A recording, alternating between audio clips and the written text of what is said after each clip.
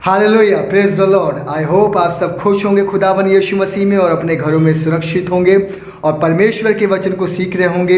एक बार फिर से आपका स्वागत करता हूं जीसस फॉलोअर्स चैनल में और इस बात की उम्मीद रखता हूं कि आप और हम इसी तरीके से आशीष पाकर खुदावन यीशु मसीह के लिए तैयार हो रहे हैं कि जब वो लेने आए हमें तो अपनी दुल्हन को अपने साथ लेकर जाए। हालेलुया। इससे पहले कि आज के वचन को हम शुरू करें और सीखें कि आज खुदावन हमसे क्या बात करने जा रहा है, आइए अपने सरों को झुकाएंगे और दुआ करेंगे उस खुदा से। प्यारे खुदावन यीशु मसीह, तेरी शुक्रगुजारी अदा करते तेरे चरणों में आ रहे हैं, तुझसे दुआ करना चाह रहे हैं इस वीडियो के लिए। जितने भी लोग खुदावन यीशु मसीह इस समय इस वीडियो को देख रहे हैं, यीशु मसीह उनसे बात कर। होने दे प्यारे खुदावन यीशु मसीह, तेरा कलाम दूसरों तक पहुँचे और आशीषित हो। यीशु मसीह तुझसे दुआ करना चाह रहे हैं कि तेरा आत्मा हमसे बात करे, हमें सिखाए, हमें बढ़ाए और तेरी महिमा को छोड़कर हम प्यारे खुदावन यीशु मसीह अपनी ज़िंदगी में और कुछ ना सीखें। दिन रात हम सिर्फ और सिर्फ तेरी महिमा करें, दिन रात हम सिर्फ और सिर्फ तेरे नाम को ऊंचा करें। हम सब मिलकर प्यारे खुदावन यीशु मसीह तेरी वो दुल्हन बने जिसको प्यारे खुदावन यीशु मसीह जब तू लेने आए तो किसी गर्व के साथ हमें लेके जाए। यीशु नासरी के नाम में मांगते हैं, आमीन आमीन। हालेलुया। आइए सीधा चलते हैं हम कलाम की तरफ और आज देखेंगे खुदावन यीशु मसीह हमसे क्या बात करने जा रहा है। जिस बारे में परमेश्वर हमसे आज बात करने जा रहा है उसको मैंने शीर्षक दिया है, you are the salt of the earth. और इस उम्मीद में हूँ कि जिस तरीके से इस कलाम ने मुझे आशीष दी है, मुझे बरकत दी है, इसी तरह से ये कलाम आपको भी आशीष और आपको भी बरकत देगा। प्रभु यीशु मसीह अपने चेलों से बात कर रहा है और अपने चेलों से इस बात को कहने लगा। मत्ती 5 बाब और उसकी 13वीं आयत में, तुम पृथ्वी के नमक हो, परंतु यदि नमक का स्वाद बिगड़ जाए तो वह फिर किस वस्तु से नमकीन किया जाएगा? फिर वह किसी काम का नहीं, केवल इसके कि बाहर फेंका जाए और मनुष्य के पैरों तले रौंदा जाए। प्रभु यीशु मसीह हमसे और आपसे बात कर रहा है और एक बात कह रहा है और वो बात ये है कि तुम पृथ्वी के नमक हो। You are the salt of the अर्थ।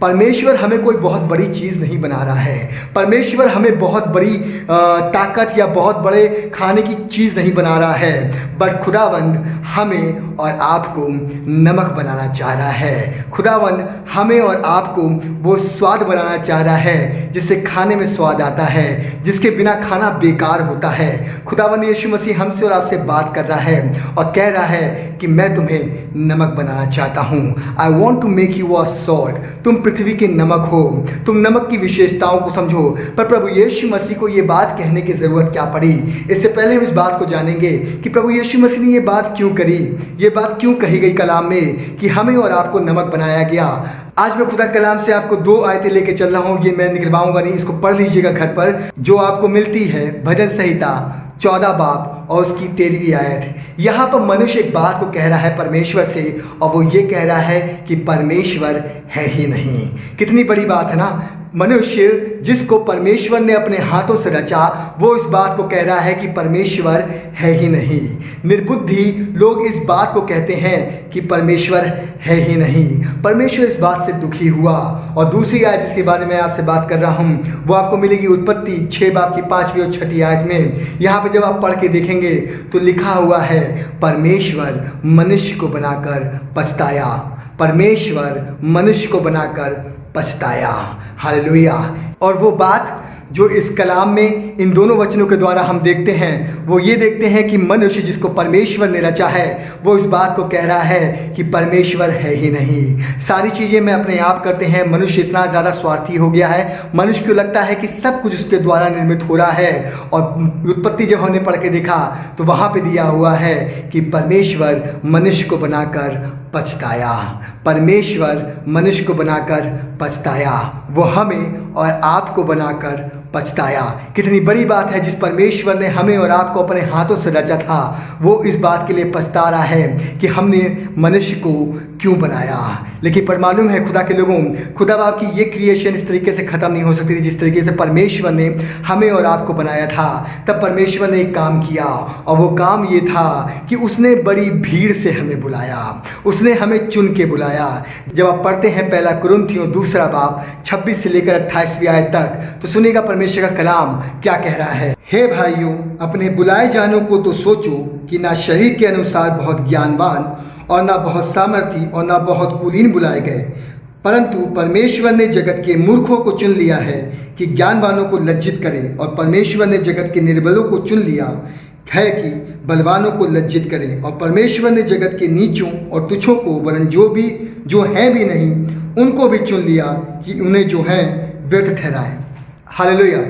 यहाँ परमेश्वर का कलाम हमसे और आपसे बात कर रहा है और कह रहा है कि मैंने जगत के मूर्खों को चुना है, मैंने तुम्हें उस बड़ी बुलाहट से बुलाया है कि तुम जाओ और जाके ज्ञानवानों को जाकर लज्जित करो। मैंने निर्बलों को बुलाया है कि ताकि जाके बलवानों को लज्जित करें। हाँ खुदा के लोगों, खुदा ने हमें एक बड़ी बुलाहट से बुलाया है।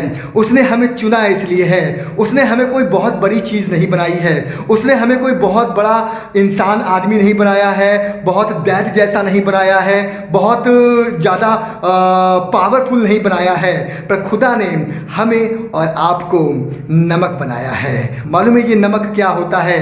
ये नमक वो वस्तु है कि ये खाने के स्वाद को बनाती है। ये नमक वो वस्तु है जो किसी भी चीज़ को खराब होने से बचाती है।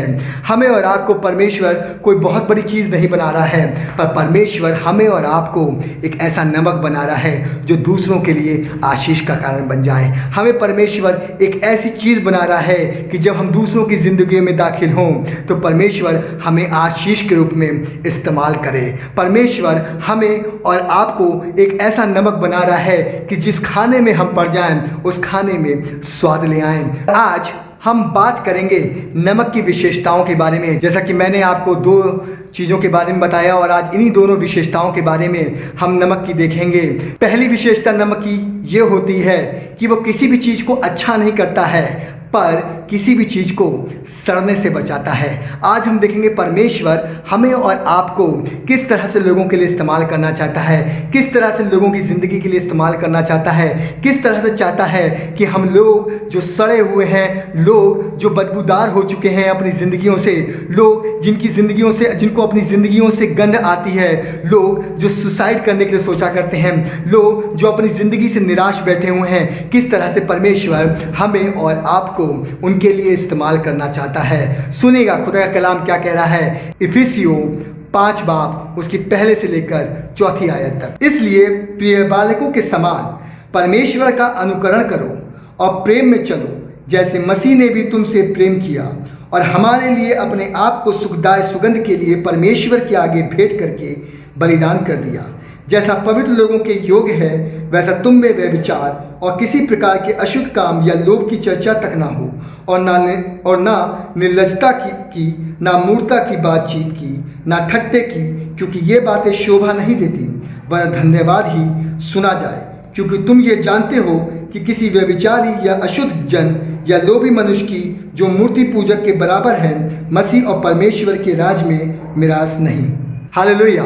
परमेश्वर इस कलाम में हमसे और आपसे बात कर रहा है और कह रहा है जिस तरीके से प्रभु यीशु मसीह ने अपने आप को ना रख छोड़ा हमारे लिए, हमारे पापों के लिए, इसी तरीके से हमें भी अपने आप को सुखदाई सुगंध की तरीके अपने आप को लोगों को देना है। हमारी ज़िंदगी से व्यभिचार की बातें ना पाई जाएं, हमारी ज़िंदगी से निर्लज्जता की बातें ना पाई जाएं, हमारी ज़िंदगी से किसी की बुराई ना पाई जाए, बल्कि हमारी ज़िंदगी से बहुत सी बातें ना पाई जाएं, पर हमारी ज़िंदगी से पाया जाए सिर्फ और सिर्फ ये कि हम और आप जब भी इकट्ठा हों तो परमेश्वर का धन्यवाद करें। हम जब भी इकट्ठा हों, अब जब भी लोगों से जाके मिलें, जब भी दूसरे लोगों से मिलें, तब परमेश्वर के वचन से लोगों को आशीषित करें, परमेश्वर के वरदानों से लोगों को आशीषित करें, परमेश्वर की गवाहियों से लोगों को आशीषित करें। कोई ठट्टे की बातें ना करें, कोई ऐसी बातें ना करें जो किसी भी तरीके से परमेश्वर के विरुद्ध में हो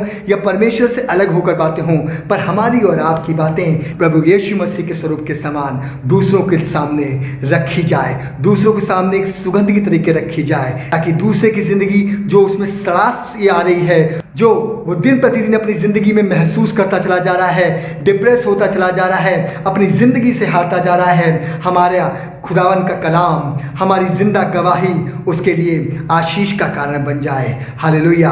खुदावन यीशु मसीह हमसे और आपसे चाहता है कि हम और आप अपने आप को नमक बनाकर दूसरों के सामने प्रेजेंट करें। और एक आयत और जगह लेके चल रहा हूँ आपको, जो आपको मिलती है रोमियो 12 बाब उसकी पहली और दूसरी आयत। इसलिए हे भाइयों, मैं तुमसे परमेश्वर की दया स्मरण दिलाकर विनती करता हूं कि अपने शरीरों को जीवित और पवित्र और परमेश्वर को भाता हुआ बलिदान करके चढ़ाओ, यही तुम्हारी आत्मिक सेवा है। इस संसार के सदृश ना बनो, परंतु तुम्हारे मन के नए हो जाने से तुम्हारा चाल चलन भी बदलता जाए, जिससे तुम परमेश्वर की भली और भावती और सिद्ध इच्छा अनुभव से मालूम करते रहो। हालेलुया। खुदा का कलाम हमसे और आपसे बात कर रहा है और कह रहा है, इसलिए अपने शरीर को अपने परमेश्वर के सामने जीवित पवित्र मन भावता हुआ करके अर्पण करो। संसार के सदृश ना बनो। हमें और आपके उस संसार के सदृश बनने की ज़रूरत नहीं है, पर हम और आप शायद अपनी ज़िंदगी में इतने ज़्यादा संसारिक हो चुके हैं कि हम इस आयत को भूल चुके हैं अपनी ज़िंदगी से, कि परमेश्वर ने हमें जिस बुलाहट से बुलाया है, परमेश्वर ने हमें जिस नमक का औहदा दिया है, वो हमसे और आपसे सिर्फ ये चाहता है कि हम इस संसार के सदृश ना बने, हम उन लोगों जैसे ना बने जैसे दुनिया बनती चली जा रही है, बल्कि हमारे चलने से, हमारे बोलने से, हमारे चाल चलन से, हमारी चीज़ों से, हमारी बातों से सिर्फ और सिर्फ हर चीज़ में परमेश्वर झलके। और मालूम है, जब ऐसा होगा तो हम परमेश्वर की वो आज्ञा, हम परमेश्वर की वो मन की बात जो परमेश्वर हमसे करना चाहता है, जो हमें सिखाना चाहता है, वो हम मालूम कर लेंगे और हम उसी के अकॉर्डिंग करेंगे।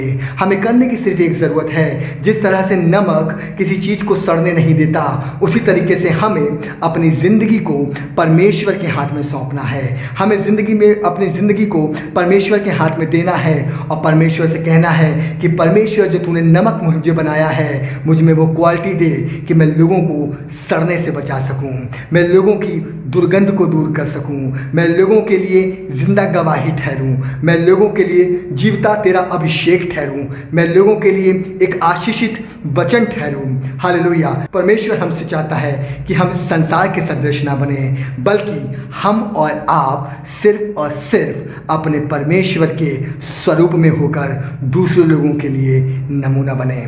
हालेलुया।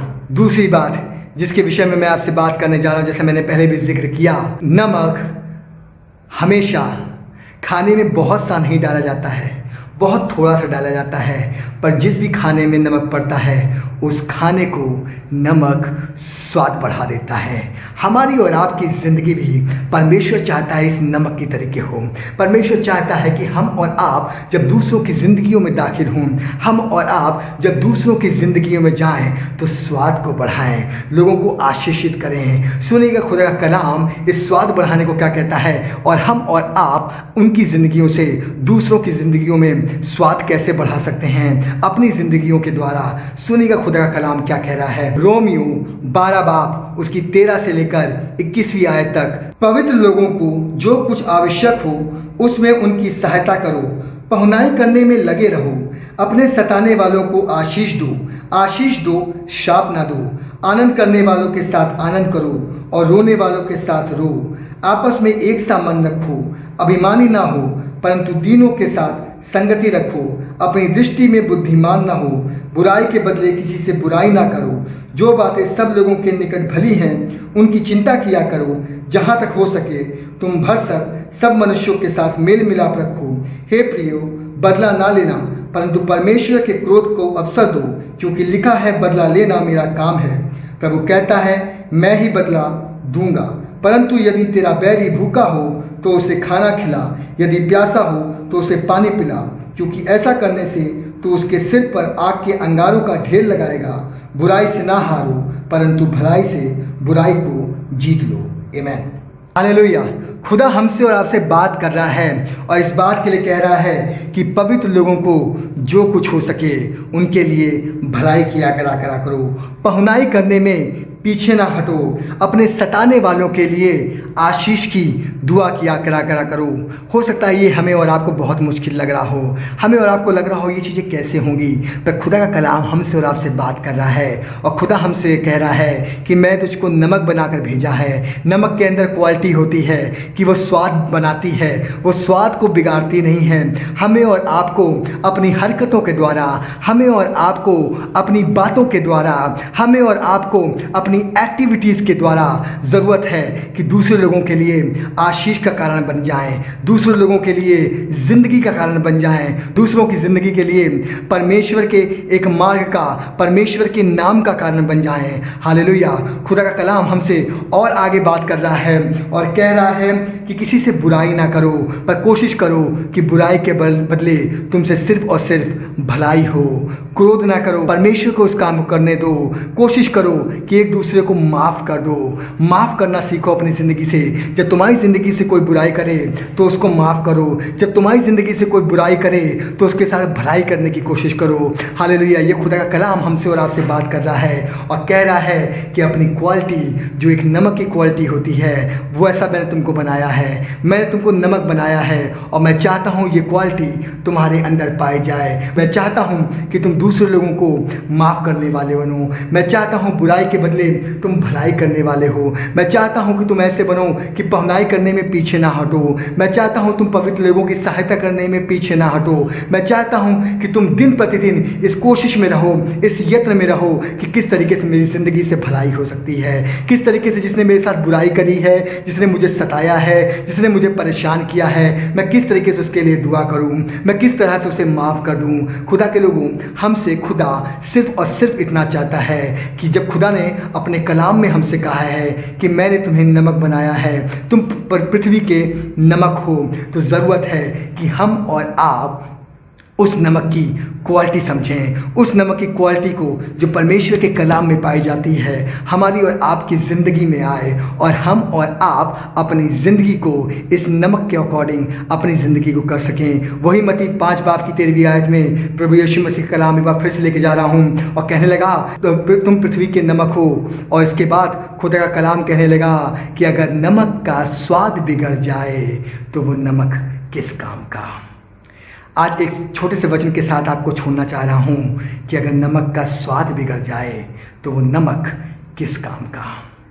हम और आप किस काम के कि अगर जिस परमेश्वर ने हमें बड़ी बुलाहट से बुलाया, जिस परमेश्वर ने हमें चुना, अगर हमारा स्वाद बिगड़ जाए, अगर हम दूसरों के लिए आशीष का कारण ना बन पाए, अगर दूसरों को हम माफ़ करना अपनी ज़िंदगी से ना सीख पाए, हम अगर लोगों की पहुनाई करना ना सीख पाए, अगर हम पवित्र लोगों की सहायता करना ना सीख पाए, अगर हम बुराई के बदले भलाई करना ना सीख पाए, मालूम है क्या है, हमारा और आपका स्वाद बिगड़ गया है।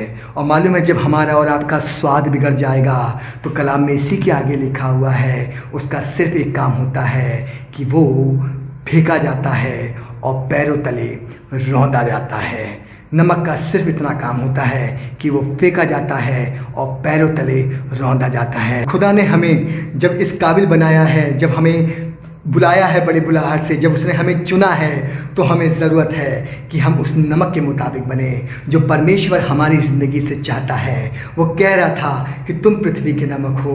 मुझे पता है कि ये दुनिया कहती है कि परमेश्वर नहीं है। मैं जानता हूँ इस बात को कि मैं इस बात को लेकर पछताता हूँ कि मैंने इंसान की प्रकृति, इंसान को क्यों बनाया।